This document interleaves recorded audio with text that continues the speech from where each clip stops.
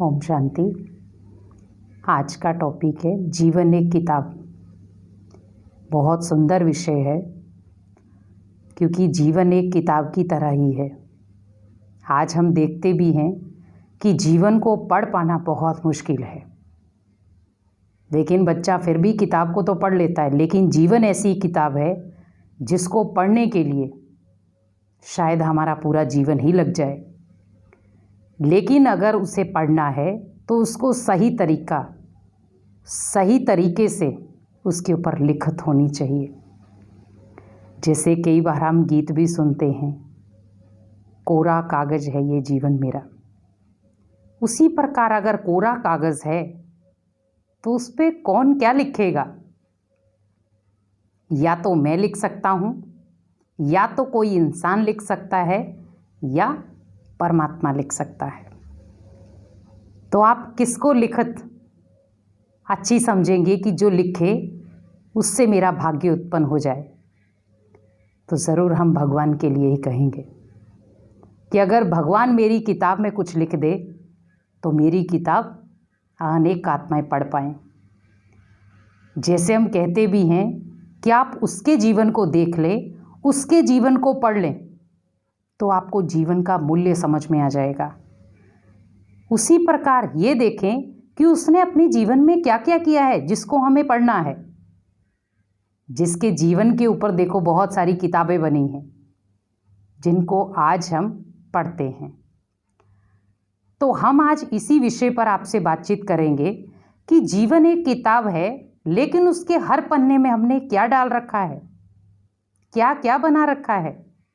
आज दुख आता है, अशांति आती है, तो वैसा फेस उस पेज पे है। आज घर में खुशी है तो बहुत हैप्पीनेस वाला पेज है उस पे। और आज हमने कुछ गलत कार्य किया है तो वो भी है। तो हम कई बार कहते हैं इस व्यक्ति के जीवन को आज तक नहीं हम पढ़ पाए। क्यों नहीं पढ़ पाए? क्योंकि उसे खुद ही नहीं पता कि मेरे जीवन में, मेरी किताब में कौन क्या लिख के जा रहा है। जैसे सपोज आप एक कॉपी पे बहुत सारी चीज़ें लिख के रखते हैं और वो 10 बार उसी के ऊपर रिपीट करते जाते हैं, उसी लिखत के ऊपर। आपको खुद समझ में नहीं आएगा जो मैंने पहली बार लिखा था वो क्या था। उसी प्रकार आपके जीवन में भी बहुत सारी आत्माएं कुछ ना कुछ लिख के जा रही हैं और जिसकी किताब बनती जा रही है, और जिसको आप जब पढ़ने के लिए बैठते हैं तो आपको खुद भी समझ में नहीं आता कि मेरी किताब में क्या लिखा गया है। अब किताब तो आपकी है, लेकिन आप ही से वो पढ़ी नहीं जा रही है। क्यों? क्योंकि आपने उस किताब को कुछ ना कुछ कारण से किसी न किसी के हाथ में दे दी। अगर वो आपके हाथ में होती तो वो कोई नहीं पढ़ पाता। ओनली आप उसके ऊपर जो लिखना चाहते थे वो लिख सकते थे। इसीलिए भगवान भी कहता है, बच्चे अपने मन को एक खाली किताब बनाओ जिसमें भगवान जो चाहे वो भर दे। आज हम देखते हैं कि कई समझते हैं खाली मन शैतान का घर। वो भी राइट है, क्योंकि अगर हम खाली बैठे हैं, लेकिन वो खाली मन शैतान का घर तब कहा जाता है जब आप बाहरी चीज़ों में कुछ नेगेटिविटी ढूंढ कर आते हैं, फिर आप खाली हैं तो ऑटोमेटिकली आप नेगेटिव ही सोचेंगे। लेकिन दूसरी तरफ देखा जाए, क्योंकि हर बात के दो पहलू होते हैं, एक तो हम जान लेते हैं लेकिन दूसरे को हम समझना भी नहीं चाहते। तो दूसरा है खाली मन होगा तो भगवान जो चाहेगा वो आपके मन में डाल सकता है। आज राह चलते हम किसी गरीब को भोजन करा देते हैं, आपने घर से तो नहीं सोचा था ना।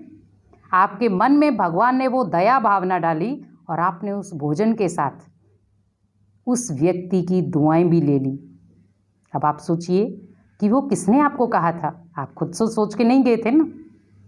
आपने किसी गरीब को पाँव में, वो जलते हुए पाँव में आपने चप्पल डाल दी कि आप ये चप्पल पहन लो। कितनी खुशी आई उसके चेहरे पर। वो किताब का पन्ना आपका कितना सुंदर हो गया।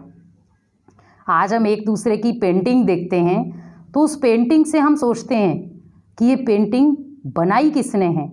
अब आप खुद सोचिए कि हम जब खुद की पेंटिंग खुद करेंगे और भगवान आपकी पेंटिंग करेगा तो उसमें क्या देखेगा, क्या बनाएगा वो। आज हम किताबों में भी देखते हैं, डायग्राम के साथ चैप्टर आता है। उसी प्रकार भगवान भी आपकी किताब को बहुत सुंदर तरीके से निर्माण कर रहा है, लेकिन बस प्रयास है हमें उसका साथ देने के लिए, क्योंकि जब तक हम भगवान का साथ नहीं देंगे हमारी किताब कोई दूसरा भरता रहेगा और हमें पता भी नहीं चलेगा। लेकिन जब उसी किताब को हम पढ़ने के लिए बैठेंगे तो हमें किताब का एक भी पन्ना समझ में नहीं आएगा। इसीलिए अपनी जीवन की किताब को खाली पन्नों के साथ भगवान को सौंप दे कि आप उसको भरो और आप मेरे को भी वही शक्तियाँ दो ताकि मैं इस किताब को बहुत सारी सुंदर तरीके से डिज़ाइन कर सकूं और उसमें बहुत अच्छी अच्छी चीज़ें हमें डाल सकूं, जिससे अनेक आत्माएं मेरे जीवन रूपी किताब से प्रेरणा लेकर के आगे बढ़े भी और अपने घरों में खुशियां फैलाएं। ओम।